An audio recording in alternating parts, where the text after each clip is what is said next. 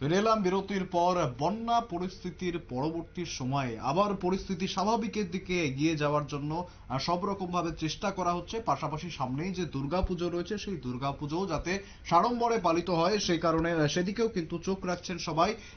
বরদোয়ালি মৌচাক ক্লাবের উদ্যোগে আজ মহিলাদের দ্বারা খুঁটি পুজোর আয়োজন করা হয়েছিল এবং এই বছরে তাদের বিশেষ করে বন্যায় দুর্গতদের সাহায্যের হাত বাড়িয়ে দেওয়াই কিন্তু থাকছে তাদের মূল লক্ষ্য। তারা ঠিক কি জানাচ্ছেন একবার শুনবো। আমরা মূলত 2024 সনে যে মায়ের যে দুর্গা পূজা যে সর্বপ্রথম যে খুঁটি স্থাপন হয় সেই খুঁটি পূজা মানে খুঁটির পূজা আজকে আমাদের প্রথম প্রস্তুতি। তাছাড়া 2024 সনে আমাদের তো দেখুন চতুর্দিকে একটা বন্যার পরিস্থিতি, ভীষণ প্রাকৃতিক একটা মানে বিপর্যস্ত।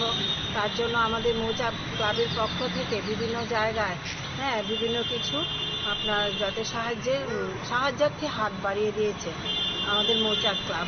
তার জন্য আমরা এবার ছোট বাজেটে পূজা করে সবাইকে নিয়ে খুব আনন্দভাবে পূজা করে আমরা মায়ের আরাধনায় যাতে আমরা ব্রতী হইতে পারি, তার জন্য আপনাদের সকলের আশীর্বাদ কামনা করি এবং আমরাও সবাই মিলে চেষ্টা করছি। এবং আমাদের এলাকার এবার ছোট ছোট আমাদের ভাইয়েরা সবাই আমাদের সাথে খুব আনন্দ উপভোগ করে আজকে আমরা আমাদের খুঁটি পূজার আয়োজন করেছি। এটা কোন ক্লাব? এটা আমাদের মৌচাক ক্লাব, বরদোয়ালি মৌচাক ক্লাব, শহরের দক্ষিণাঞ্চল। গত বছর আমরা ভালো একটা পুরস্কার পেয়েছিলাম। তো আশা করি দেখি সবাইকে নিয়ে এবার যাতে আমাদের সেরকম আনন্দ নিয়ে আমরা পূজাটা করতে পারি, সেটা আমাদের একান্তভাবে চেষ্টা।